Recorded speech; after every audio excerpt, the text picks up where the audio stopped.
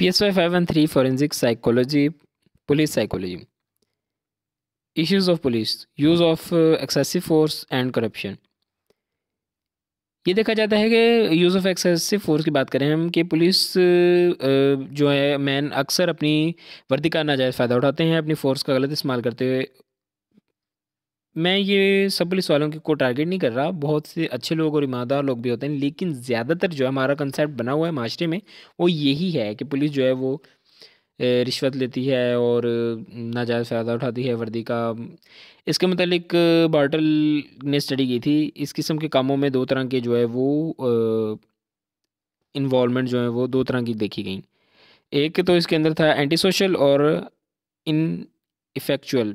दो तरह की पर्सनैलिटीज़ होती हैं। एंटी सोशल होती हैं जो हार्ड नेचर के लोग होते हैं, और जो इसके अलावा कहते हैं इनफेक्चुअल जो होते हैं ऐसे लोग जो इंसान को एक ऑब्जेक्ट के तौर पर लेते हैं, इसको इंसान समझते ही नहीं हैं।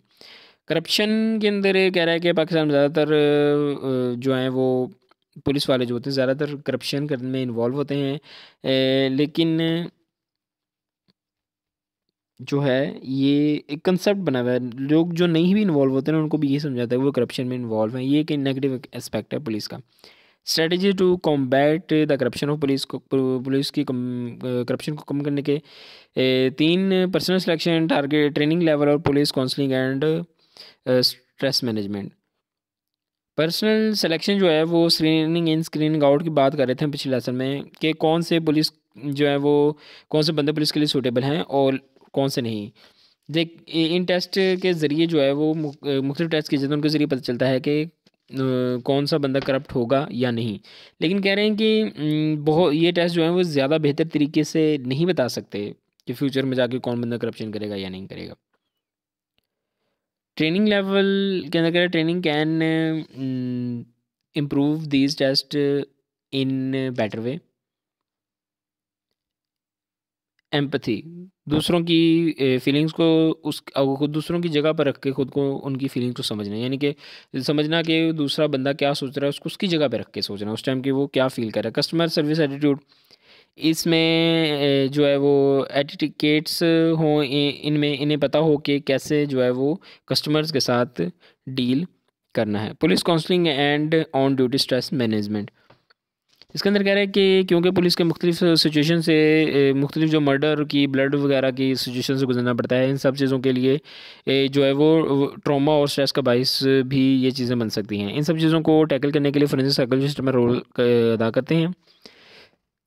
Stress management, mental and physical tension causes due to the physical emotion and chemical cause. What is stress? Stress वही होगी mental physical tension cause due to a physical and emotional chemical cause, this is stress. ये stress की bold की हुई रेफनी ये भी आप पढ़ सकते हैं।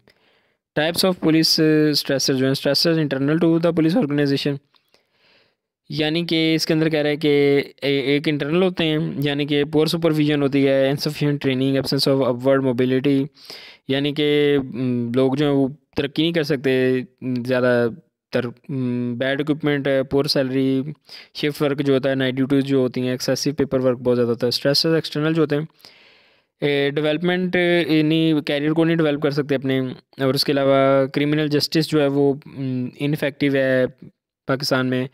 प्रेस और मीडिया जो वो बाइस्ड है, वो ज़्यादातर जो है पुलिस को बुरा बना के भी दिखाता है। पॉलिटिकल लोग भी इसके अंदर शामिल होते हैं, इसलिए सिफारिश वगैरह जो आ जाती है बड़े बड़े मुजरिम जो होते हैं उनको छोड़ना पड़ता है।